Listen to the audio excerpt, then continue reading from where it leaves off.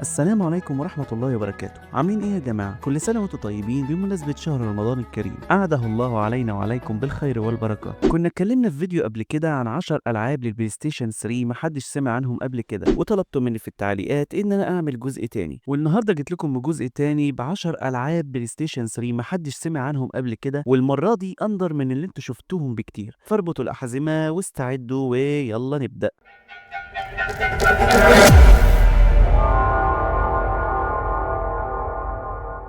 اللعبة رقم واحد واللي اسمها ذا كلاب تعتبر تجربة مختلفة عن ألعاب التصويب العادية، لأنها مش مجرد لعبة أكشن عادية وخلاص، بل فيها فكرة جديدة بتخليها أقرب لألعاب الأركيد. الفكرة إنك بتشارك في بطولة سرية بتجمع مقاتلين محترفين، وكل المطلوب منك هو تحقيق أعلى سكور، أو بمعنى أصح تحقيق أعلى رقم قياسي عن طريق قتل الأعداء بسرعة ودقة. يعني مش كفاية تقتل، لازم تقتل بأسلوب احترافي عشان تجمع نقاط أكتر، زي إنك تستخدم الرصاص المرتد تصيب الأعداء في الراس أو تقتلهم في حركة سريعة. الجيم بلاي سريع جدا محتاج تركيز ورد فعل عالي، وده اللي بيميز اللعبة. الأسلحة متنوعة وكل نوع ليه استخدام معين، سواء المسدسات أو الرشاشات أو القناصات أو حتى الشوت جان. البيئات اللي بتقاتل فيها مصممة عشان تشجعك على التحرك بسرعة واستخدام الأماكن لصالحك، وكل ما كنت أسرع في القتال كل ما كان أدائك أفضل. اللعبة مش معروفة قوي لكنها تجربة ممتعة جدا لو بتحب التحدي في ألعاب التصوير. واللعبة رقم 2 واللي اسمها Eat Late The Return of Matt Hazard، واحدة من الألعاب اللي جمعت بين الأكشن والكوميديا بطريقة مميزة. القصة بتتكلم حوالين مات هازارد، بطل ألعاب أكشن قديم كان نجم في الثمانينات والتسعينات، لكنه اختفى مع الوقت. فجأة بيقرر يرجع تاني لكنه بيلاقي نفسه في لعبة حديثة مليانة مشاكل ومؤامرات. اللعبة كلها عبارة عن سخرية من ألعاب الأكشن القديمة، فهتلاقي فيها مواقف مضحكة جدا، زي إن الأعداء ممكن يكونوا شخصيات من ألعاب قديمة، أو حتى يحصل حاجات غريبة في العالم بتاع اللعبة بسبب جليتشات متعمدة. الجيم بلاي بيعتمد على التصويب واستخدام أسلحة مختلفة، لكن الأهم هو إن كل حاجة بتحصل فيها شكلها متعمد يكون كوميدي. الجرافيك مش أقوى حاجة، لكن فكرة اللعبة نفسها هي اللي بتميزها، ولو بتحب الألعاب اللي بتكسر القواعد شوية دي هتكون تجربة ممتعة ليك.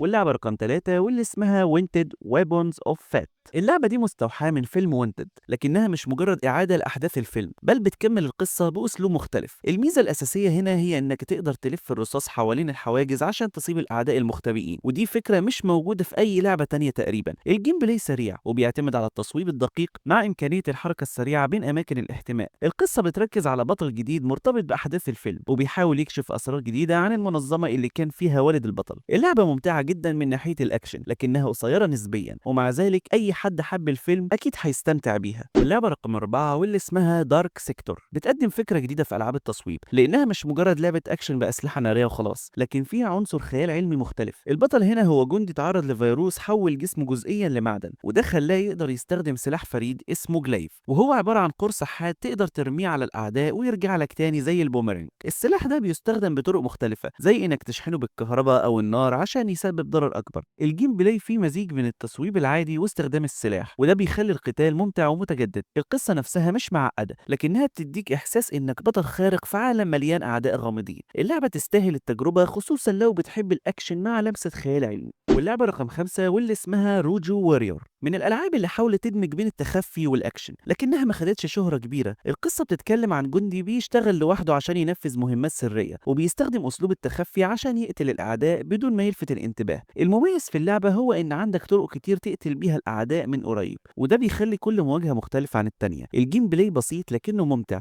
ورغم إن الجرافيك مش أفضل حاجة، إلا إن القتال والتخفي بيخلوا التجربة مسلية. واللعبة رقم 6 واللي اسمها سترونج هولد، البطل هنا هو شرطي صيني بيواجه عصابات المافيا بأسلوب عنيف وسريع. الجيم بلاي بيخليك تستخدم البيئة حواليك بطريقة حماسية، يعني تقدر تتزحلق على ترابيزات وتنط من مكان لمكان وانت بتضرب نار، وتستفيد من كل شيء حواليك عشان تهزم الأعداء. أهم ميزة في اللعبة هي التصوير البطيء اللي بيديك فرصة تصوب بدقة على العدو وانت بتضربه بالنار. اللعبة ممتعة جدا لأي حد بيحب الأكشن السريع. واللعبة رقم 7 واللي اسمها نيفر ديد، عندها فكرة غريبة ومختلفة عن أي لعبة أكشن تانية، لأن البطل بتاعك هنا مش ممكن يموت. القصة بتتكلم عن محقق اتعرض للعنة خلت جسمه مش بيموت مهما حصل، وده بيتحول لجزء من الجيم بلاي. خلال القتال جسم البطل ممكن يتقطع لأجزاء، لكنه بيرجع يركب نفسه تاني، وده بيخليك تستغل القدرة دي بطرق مختلفة، زي إنك تستخدم دراعك المقطوع كفخ للأعداء، أو ترمي راسك في مكان معين عشان تدخل مناطق ضيقة. اللعبة فيها أكشن سريع مع أفكار جديدة في أسلوب اللعب، ودي حاجة نادرا ما بتلاقيها في الألعاب. اللعبة رقم 8 واللي اسمها هاز، كانت من الألعاب اللي اتعمل لها دعاية كبيرة على إنها هتكون منافس قوي لألعاب التصويب الكبيرة زي هالو، لكنها للأسف ما حققتش النجاح المتوقع. القصة بتتكلم عن جندي في جيش بيستخدم منشطات عسكرية اسمها نكتر بتخليهم أقوى وأسرع، لكن مع الوقت بيكتشف إن الموضوع فيه خدعة وبيقرر ينقلب على الجيش اللي بيشتغل معاه. الجيم بلاي بيعتمد على فكرة إنك ممكن تستخدم نكتر عشان تزود قوتك، لكن لما بتكتشف حقيقته لازم تعتمد على مهاراتك الطبيعية في القتال. رغم إن اللعبة ما كانتش على قد التوقعات لكنها ممتعة لأي حد بيحب ألعاب التصويب. واللعبة رقم 9 واللي اسمها ديمينيشن حاولت تقدم فكرة جديدة بدمج الأكشن مع الباركور، وده بيخلي الجيم بلاي فيه تنقل سريع بين المباني والنط على الحواف مع معارك تصويب حماسية. القصة بتحصل في عالم مستقبلي لكن بطابع قديم بأسلحة حديثة. الفكرة كانت كويسة لكن التنفيذ كان فيه بعض المشاكل، ورغم كده اللعبة بتقدم تجربة فريدة من نوعها، خصوصا لو بتحب الحركة السريعة في ألعاب التصويب. واللعبة رقم 10 والأخيرة واللي اسمها لاير كانت من الألعاب اللي حاولت تستغل قدرات البلاي ستيشن 3 الجديدة وقتها، وبتخليك تلعب كفارس بيركب تنين في معارك ضخمة. الجيم بلاي بيعتمد على التحكم في التنين سواء بالطيران أو القتال الجوي، وبتقدر تستخدم أنفاس التنين لحرق الأعداء أو الدخول في معارك جوية ضخمة. التحكم كان صعب شوية لأنه بيعتمد على حساس الحركة في دراع البلاي ستيشن 3، لكن الفكرة نفسها كانت جديدة ومميزة. وبصراحة أنا أول مرة في حياتي أعرف إن دراع البلاي ستيشن 3 ممكن نخليه زي ريموت تحكم في معظم الألعاب، فبصراحة دي حاجة أبهرتني جدا ولسه أول مرة أعرفها معاكم. وبس كده يا جماعة، ده كان فيديو النهاردة للجزء الثاني من 10 ألعاب للبلاي ستيشن 3 محدش سمع عنهم قبل كده. أتمنى يكون عجبكم الفيديو. لو عجبكم الفيديو ما تنسوش تحطوا لايك للفيديو وتشتركوا في القناة وتفعلوا زر الجرس عشان يوصلكم كل جديد، وقولوا لي في التعليقات تحت إيه أكتر لعبة عجبتكم من بين ال10 ألعاب دول. ولو أنتوا عندكم البلاي ستيشن 3 دلوقتي يا ترى هتجربوا أنهي لعبة فيهم؟ أنا عن نفسي عايز أجرب نيفر ديد. قولوا لي أنتوا على رأيكم وأي لعبة أنتوا هتختاروها، وما تنسوش برضو تقولوا لي تحت في التعليقات لو أنتوا عايزين نعمل جزء ثالث من السلسلة دي يا جماعة ولا لأ، تبقى سلسلة كده جزء ثالث جزء رابع، وإن شاء الله هعمل اللي أنتوا هتقولوا لي عليه. وبس كده يا جماعة، أشوفكم على خير في فيديو جديد. مع السلامة.